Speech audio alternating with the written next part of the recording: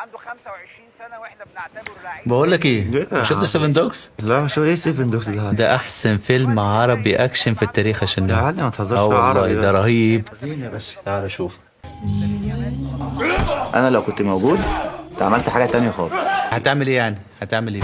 مش محتاج دي.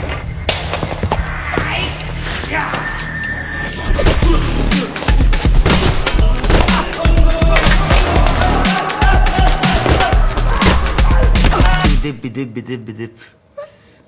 عارف لو انا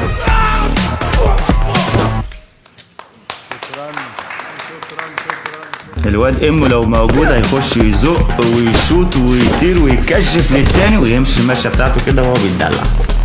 لو بن شرقي بقى موجود هيدي كوع مغربي وهيشوط في التاني، في الاخر يقوم مفنش بواحده فيرست تايم تيك توك تك. خلص. عارف ناقصه مين؟ ناقصه مين يا حبيبي؟ زيزو. كان رقص الاولاني وعدى من التاني كده وهوب من فوق التالت. بص النطه وكتف في الرابع والخامس في المقص على طول. انا هخش اكمل.